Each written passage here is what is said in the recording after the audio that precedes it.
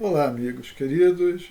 Estamos retornando aos nossos minutinhos psicológicos para falar a respeito do perdão. Um assunto que, na verdade, nós já tratamos desde que começamos por duas vezes, mas hoje a abordagem é diferente. Nos minutinhos psicológicos, no número 12, eu falei a respeito do auto-perdão. Aquela tomada de consciência de que cometi um erro, um equívoco, que feri, machuquei uma pessoa. E dentro da proposta de Joana de Ângeles, que ela diz, né, que a culpa é paralisante.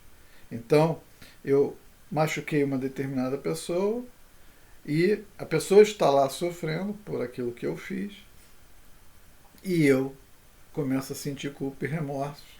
Quer dizer, então tem dois sofrendo, pelo menos.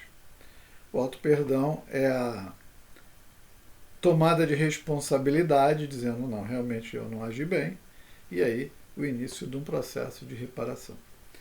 Também falei a respeito do perdão, aquele perdão meio estranho, meio doido, que é o seguinte: a gente lida com pessoas há 5, 10, 15, 20, 30, 40 anos, e essas pessoas nos machucam sistematicamente. E aí elas dizem desculpe, desculpe, e fazem de novo. É um incessante escutar de desculpe e as coisas acontecendo. Mas hoje, dentro de uma outra abordagem trazida por Joana de Anjos, eu queria então desenvolver um pouquinho com vocês. Na obra Plenitude, Joana, de uma forma assim muito lúcida, diz, né, que o perdão para as faltas alheias luariza a paisagem íntima, clareando as sombras da angústia insistente que bloqueia a alegria de viver, produzindo sofrimentos injustificáveis. Vamos entender isso?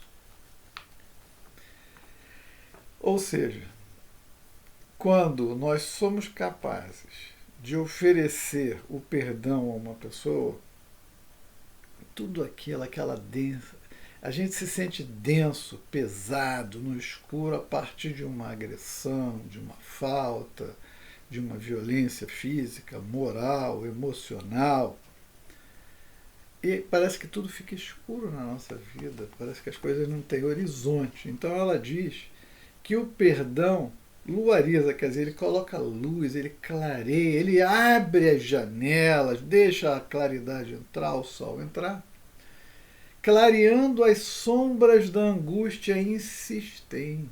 Quer dizer, a gente tira aquilo de dentro da gente que bloqueia a alegria de viver, produzindo sofrimentos. Aí ela usou uma palavra que a gente precisa refletir: injustificável. Por que é injustificável?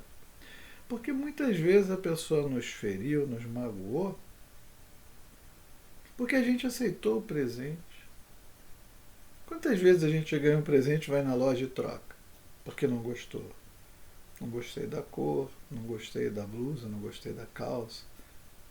A gente vai e troca. Por que a gente aceita certos presentes? Então ela diz que é injustificável, porque na verdade, vou contar uma história para vocês.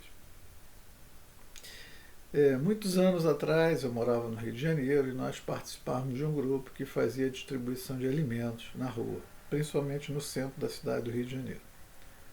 E aquilo ali foi um aprendizado, uma coisa extraordinária. Lição de vida.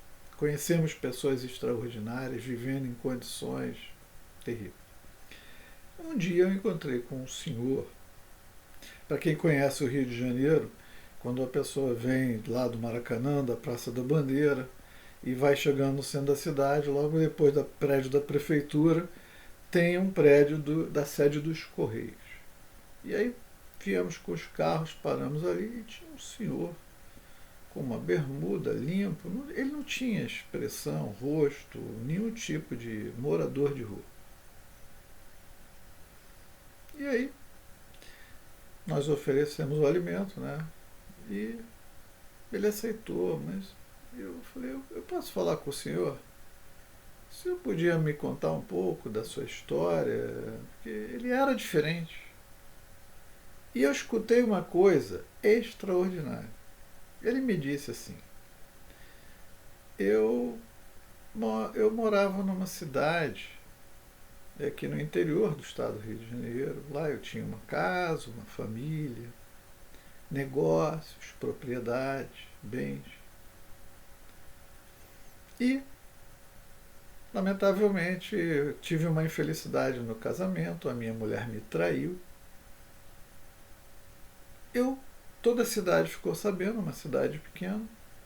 Do jeito que eu estava, com a roupa que eu estava, eu caminhei até a rodoviária, entrei num ônibus e vim para cá. E estou sentado aqui, não sei o que eu vou fazer da vida. Ele estava com uma camiseta, uma bermuda. Né? Bom, graças a Deus tivemos a oportunidade de conversar com ele, etc.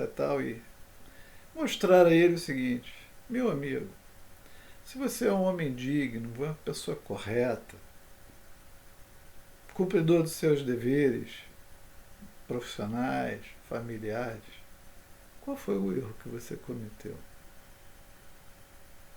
Nenhum. Porque você vai sofrer por um ato que nem foi provocado ou executado por você. Volte para sua casa, sem nenhum tipo de vergonha, com toda a dignidade, porque na verdade o errado não, nesse caso não é você. E conseguimos conduzi-lo lá à rodoviária e ele foi embora. Então, eu disse assim: olha, você não tem que se culpar de nada. Sabe, eu não conheço a sua história, mas siga a sua vida. Se ela não quer ficar com você, você refaça a sua vida com outro, ou fique sozinho, com a sua família, com seus filhos. Mas não tem sentido você ficar dormindo aqui na rua, no Rio de Janeiro, exposto a ser roubado e todas as coisas de um morador de rua, se você tem todos os meios. Então, é isso. Muitas vezes acontecem coisas que a gente não sabe lidar com elas. E aí a gente fica amargurado, guardando aquele lixo, todo aquele problema íntimo dentro de nós, de uma forma assim desesperadora. Então a Joana diz que quando a gente consegue tirar isso de dentro de nós, porque é o seguinte: devolve para o outro, devolve para o autor e fique leve. E aí ela usa a palavra injustificável, porque só se justifica se a gente permitir que se instale em nós.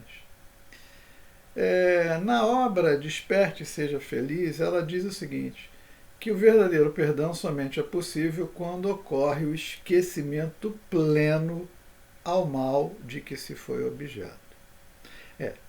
Porque tem pessoas que dizem assim: eu perdoei, aí cada vez que acontece alguma coisa parecida ou similar, naquele dia você falou isso, fez isso. Então, perdoa.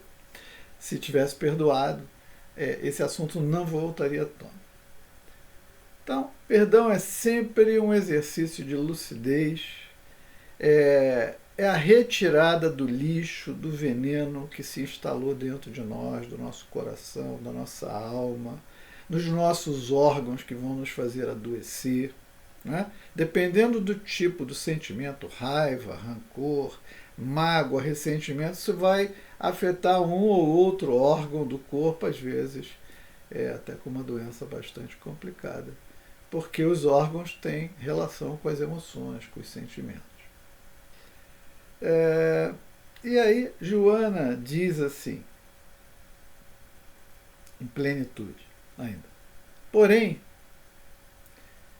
quando se refere às nossas próprias faltas, ela esclarece que a consciência não perdoa, no que concerne a deixar no esquecimento o crime perpetrado, pois o seu perdão se expressa mediante a reabilitação do infrator. O que ela quer dizer?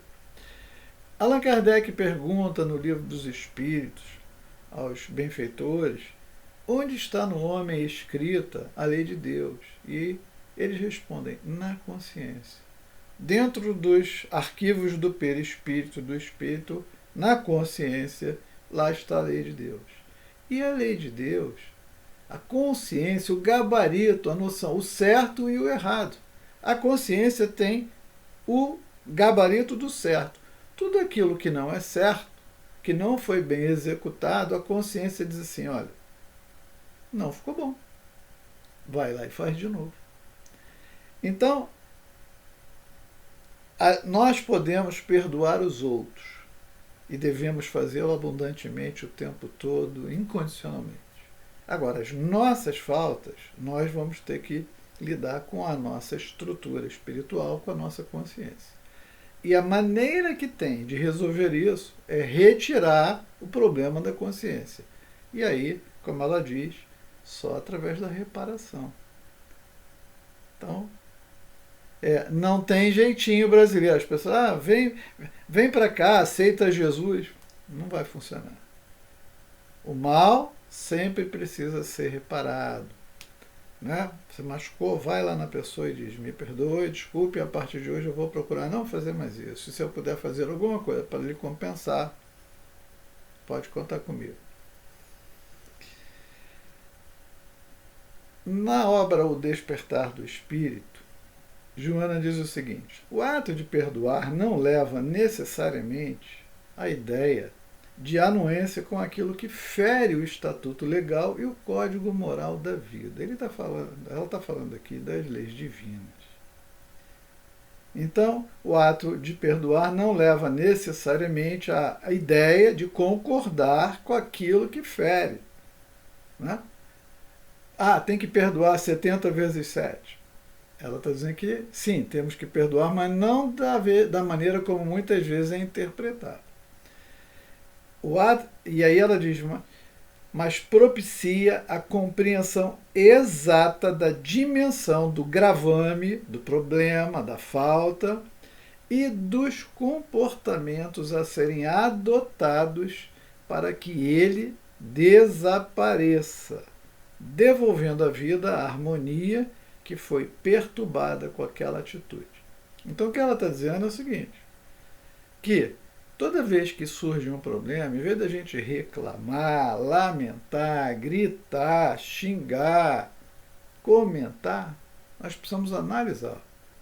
E a partir de uma análise racional, equilibrada, sensata, caridosa, amorosa, nós devemos tomar providências para que aquela pessoa, aquelas pessoas não façam aquilo com a gente outra vez. Porque na primeira vez, às vezes, nós somos pegos de surpresa, mas na segunda vez a culpa é nossa de permitir que aquilo reincida. Então ela está dizendo que o ato de perdoar não leva, sabe? Não quer dizer que o fato de perdoar eu estou disposto a fazer isso todo dia, várias vezes por dia, durante 40, 50, 70 anos. Tudo tem um limite. Uma vez você se equivocou, tudo bem. Agora, se você sempre faz a mesma coisa, não é equívoco. É uma tendência desajustada que provoca dor, mal-estar para aqueles que estão em volta e a pessoa não quer mudar. Então ela chama a atenção de que quando acontecem certas coisas, nós devemos analisar aquilo com equilíbrio e depois tomar providências, ações, adotar comportamentos, atitudes, para que não dê à pessoa, às pessoas, oportunidade de fazer aquilo outra vez. Na obra Jesus e o Evangelho, Joana diz que, à luz da psicologia profunda, o perdão é superação do sentimento perturbador. Né? É aquilo... Você está ali, tem gente que quer vingança, que quer reagir, fazer, né? Aí ela fala das figuras de vingança, ódio. Então, o perdão é pegar tudo isso e deixar de lado. É a outra face. A pessoa foi mal educada, você é educado. Ela está gritando, você fala baixo. Ela está desequilibrada, você está equilibrado. Ela está descontrolada, você está calmo. Então ela diz que, de acordo com a percepção dela, o perdão é a superação do sentimento perturbador. Eu não vou deixar isso tomar conta de mim, o erro é seu, então toma de volta. Sem deixar-se ferir pelas ocorrências afligentes dos relacionamentos interpessoais.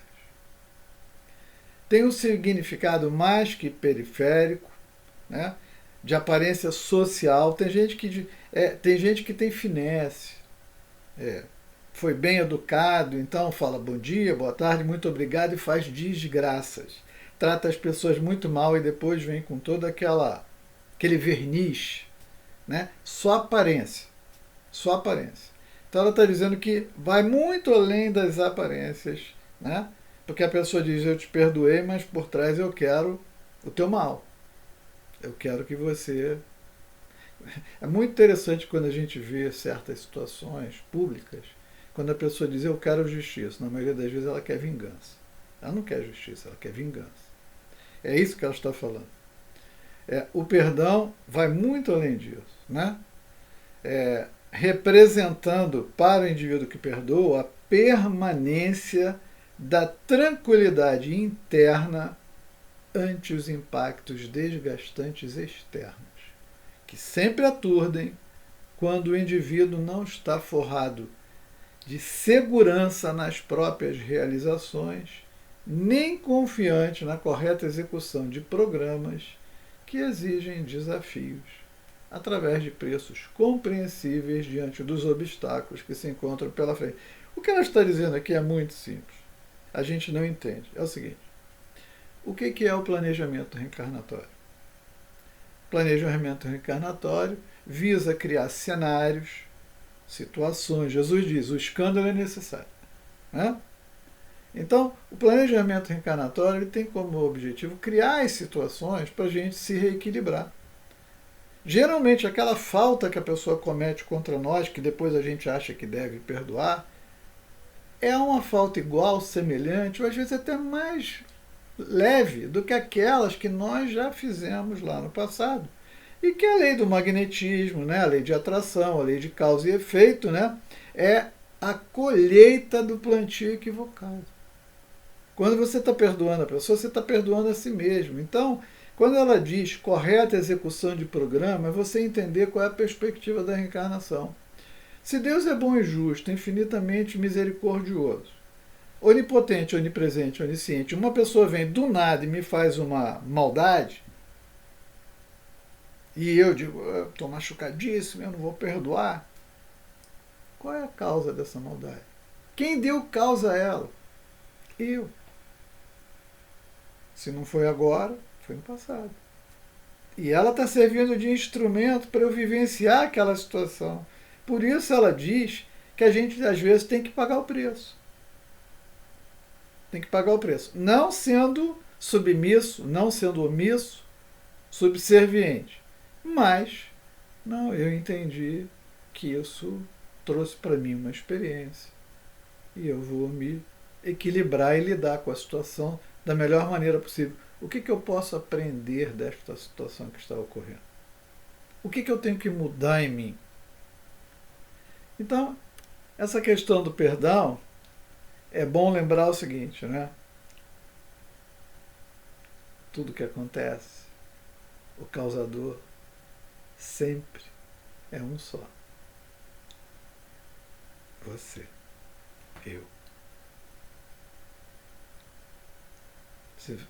Se a gente não acreditar nisso, nós estamos dizendo que todo aquele conceito de Deus está errado. E com certeza não está. Vamos refletir?